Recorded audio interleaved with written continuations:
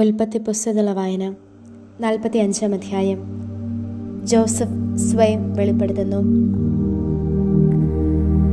തൻ്റെ ചുറ്റും നിലകൊണ്ടിരുന്ന എല്ലാവർക്കും മുൻപിൽ സ്വയം നിയന്ത്രിക്കാൻ ജോസഫിന് കഴിഞ്ഞില്ല. അതുകൊണ്ട് അവൻ വിളിച്ചു പറഞ്ഞു, എല്ലാവരും എൻ്റെ പക്കൽ നിന്ന് പുറത്തു പോകുവിൻ. അതിനാൽ ജോസഫ് തൻ്റെ സഹോദരന്മാർക്ക് തന്നെ വെളിപ്പെടുത്തിയപ്പോൾ ഒരാൾ പോലും അവനോടുകൂടെ നിന്നിരുന്നില്ല. അവൻ സ്വരമുയർത്തി കരഞ്ഞു. ഈജിപ്തുകാർ അത് കേട്ടു. ഫറവോയുടെ ഭവനവും കേട്ടു. ജോസഫ് തൻ്റെ സഹോദരന്മാരോട് പറഞ്ഞു, ഞാൻ ജോസഫാണ്. എൻ്റെ പിതാവ് ഇപ്പോഴും ജീവിച്ചിരിക്കുന്നുവോ? അവനോട് മറുപടി പറയാൻ അവൻ്റെ സഹോദരന്മാർക്ക് സാധിച്ചില്ല. അവൻ്റെ മുൻപിൽ അവർ പരിഭ്രമിച്ചു പോയിരുന്നു.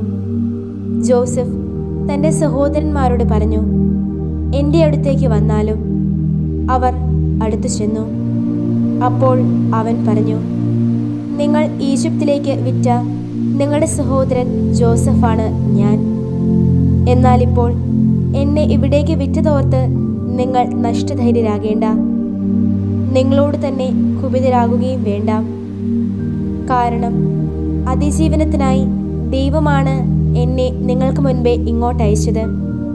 എന്തെന്നാൽ നാട്ടിൽ ക്ഷാമം ഇത് 2-ാം വർഷമാണ്. ഉഴവും കൊയ്ത്തുമില്ലാത്ത 5 വർഷങ്ങൾ ഇനിയുമുണ്ട്. നിങ്ങൾക്ക് ഭൂമിയിൽ ഒരു ശിഷ്ടഭാഗം നിലനിർത്താനും നിങ്ങൾക്ക് മഹാവിമോചനത്തിനു വേണ്ടി ജീവൻ സംരക്ഷിക്കാനുമായി ദൈവം എന്നെ നിങ്ങൾക്ക് മുൻപേ അയച്ചതാണ്. അതുകൊണ്ട് തന്നെ നിങ്ങളല്ല എന്നെ ഇങ്ങോട്ടയച്ചത്, പിന്നെയോ ദൈവമാണ്. അവിടുന്ന് എന്നെ ഫറവോയ്ക്ക് പിതാവും ദൈവത്തിൻ്റെ വീടിനു മുഴുവനും നാഥനും ഈജിപ്ത് ദേശത്തിനു മുഴുവൻ ഭരണാധിപനുമാക്കിയിരിക്കുന്നു. നിങ്ങൾ വേഗം എൻ്റെ പിതാവിൻ്റെ അടുത്ത് ചെന്ന് അദ്ദേഹത്തോട് പറയുക, അങ്ങയുടെ മകൻ ജോസഫ് ഇപ്രകാരം പറയുന്നു, ദൈവം എന്നെ ഈജിപ്ത് മുഴുവൻ നാഥനാക്കിയിരിക്കുന്നു. എൻ്റെ അടുത്ത് വരണം, ഒട്ടും വൈകരുതേ. അങ്ങേക്ക് ഗോശൻ പ്രദേശത്ത് പാർക്കാം. അങ്ങ് എൻ്റെ അടുത്തായിരിക്കും. അങ്ങയോടൊപ്പം അങ്ങയുടെ മക്കളും മക്കളുടെ മക്കളും അങ്ങയുടെ ആടുമാടുകളും അങ്ങേക്കുള്ള സകലതും. അവിടെ അങ്ങയെ ഞാൻ പോറ്റിക്കൊള്ളാം. എന്തെന്നാൽ ക്ഷാമം 5 കൊല്ലത്തേക്ക് കൂടിയുണ്ട്. അങ്ങും അങ്ങയുടെ കുടുംബവും അങ്ങേക്കുള്ളവരും ദാരിദ്ര്യം അനുഭവിക്കരുതല്ലോ. ഇതാ എൻ്റെ അധരം തന്നെയാണ് നിങ്ങളോട് സംസാരിക്കുന്നതെന്ന് നിങ്ങളുടെ നയനങ്ങളും എൻ്റെ സഹോദരനായ ബെഞ്ചമിൻ്റെ നയനങ്ങളും കണ്ടുകൊണ്ടിരിക്കുകയാണല്ലോ. ഈജിപ്തിലെ എൻ്റെ സർവ്വപ്രതാപവും നിങ്ങൾ കണ്ടതുമെല്ലാം പിതാവിനോട് നിങ്ങൾ വിവരിക്കുമല്ലോ. വേഗം എൻ്റെ പിതാവിനെ ഇവിടേക്ക് കൊണ്ടുവരണം. അവൻ തൻ്റെ സഹോദരനായ ബെഞ്ചമിൻ്റെ കഴുത്തിൽ വീണ് കരഞ്ഞു. ബെഞ്ചമിനും അവൻ്റെ കഴുത്തിൽ ചാഞ്ഞ് കരഞ്ഞു. അവൻ തൻ്റെ സഹോദരന്മാരെല്ലാവരെയും ചുംബിക്കുകയും അവരുടെ മേൽ ചാഞ്ഞ് കരയുകയും ചെയ്തു. അനന്തരം അവൻ്റെ സഹോദരന്മാർ അവനോട് സംസാരിച്ചു. ജോസഫിൻ്റെ സഹോദരന്മാർ വന്നിട്ടുണ്ട് എന്ന് ഫറവോയുടെ ഭവനത്തിൽ ശ്രുതി പരന്നു. ഫറവോയുടെ ദൃഷ്ടികളിലും അദ്ദേഹത്തിൻ്റെ ദാസരുടെ ദൃഷ്ടികളിലും അത് നന്നായിരുന്നു. ഫറവോ ജോസഫിനോട് പറഞ്ഞു, താങ്കളുടെ സഹോദരന്മാരോട് ഇത് ചെയ്യുവിൻ എന്ന് പറയുക. നിങ്ങളുടെ മൃഗങ്ങളുടെ മേൽ ചുമടേറ്റുവിൻ. കാനാൻ ദേശത്തേക്ക് വേഗം ചെല്ലുവിൻ. നിങ്ങളുടെ പിതാവിനെയും നിങ്ങളുടെ കുടുംബങ്ങളെയും എൻ്റെ അടുത്ത് കൂട്ടിക്കൊണ്ടുവരുവിൻ. ഈജിപ്ത് നാട്ടിലെ ഐശ്വര്യം നിങ്ങൾക്ക് ഞാൻ സമ്മാനിക്കാം. ദേശത്തിൻ്റെ പുഷ്ടി നിങ്ങൾക്ക് ആസ്വദിക്കുകയും ചെയ്യാം.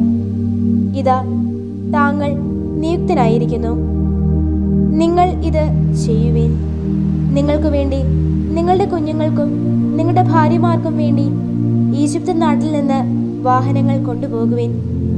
നിങ്ങളുടെ പിതാവിനെ കയറ്റി നിങ്ങൾ വരുവിൻ.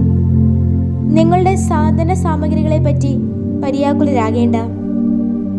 എന്തെന്നാൽ ഈജിപ്ത് നാട്ടിലെങ്ങുമുള്ള ഐശ്വര്യം ഞങ്ങളുടേതായിരിക്കും. ഇസ്രായേലിന്റെ പുത്രന്മാർ അങ്ങനെ ചെയ്തു. ഫറവോയുടെ കൽപ്പന പ്രകാരം ജോസഫ് അവർക്ക് വാഹനങ്ങൾ കൊടുത്തു. യാത്രയ്ക്ക് വേണ്ടതും നൽകി. അവൻ അവർക്ക് ഓരോരുത്തർക്കും വിശിഷ്ട വസ്ത്രങ്ങൾ നൽകി. ബെഞ്ചമിന് അവൻ 300 വെള്ളി നാണയവും 5 വിശിഷ്ട വസ്ത്രങ്ങളും കൊടുത്തു. അവൻ തന്റെ പിതാവിനായി കൊടുത്തയച്ചവ ഇവയാണ്: ഈജിപ്തിലെ വിശിഷ്ട വസ്തുക്കൾ സംവഹിക്കുന്ന 10 കഴുതകൾ, ഗോതമ്പും അപ്പവും തന്റെ പിതാവിന്റെ യാത്രയ്ക്ക് വേണ്ട ഭക്ഷണവും വഹിക്കുന്ന 10 പെൺകഴുതകൾ. അങ്ങനെ അവൻ തന്റെ സഹോദരന്മാരെ യാത്രയാക്കി. അവർ പോകുമ്പോൾ അവൻ അവരോട് പറഞ്ഞു, വഴിക്ക് വെച്ച് ശണ്ട കൂടരുത്. അവർ ഈജിപ്തിൽ നിന്ന് പുറപ്പെട്ട് കാനാൻ ദേശത്ത് തങ്ങളുടെ പിതാവായ യാക്കോബിന്റെ അടുത്തെത്തി. അവർ അദ്ദേഹത്തോട് ഇപ്രകാരം വിവരിച്ചു: ജോസഫ് ഇപ്പോഴും ജീവിച്ചിരിക്കുന്നു. അവൻ തന്നെയാണ് ഈജിപ്ത് ദേശം മുഴുവന്റെ ഭരണാധികാരി. അപ്പോൾ അദ്ദേഹത്തിന്റെ ഹൃദയം ജീവസറ്റതായി, കാരണം അദ്ദേഹം അവരെ വിശ്വസിച്ചില്ല. എന്നാൽ ജോസഫ് അവരോട് പറഞ്ഞ കാര്യങ്ങളെല്ലാം അവർ അദ്ദേഹത്തോട് പറയുകയും തന്നെ കയറ്റാൻ ജോസഫ് അയച്ച വാഹനങ്ങൾ കാണുകയും ചെയ്തപ്പോൾ അവരുടെ പിതാവായ യാക്കോബിന്റെ ചൈതന്യം ജീവസുറ്റതായി. അപ്പോൾ ഇസ്രായേൽ പറഞ്ഞു, കൊള്ളാം, എൻ്റെ മകൻ ജോസഫ് ഇപ്പോഴും ജീവിച്ചിരിക്കുന്നു. ഞാൻ മരിക്കും മുമ്പ് അവനെ എനിക്ക് കാണാനിടയാകട്ടെ.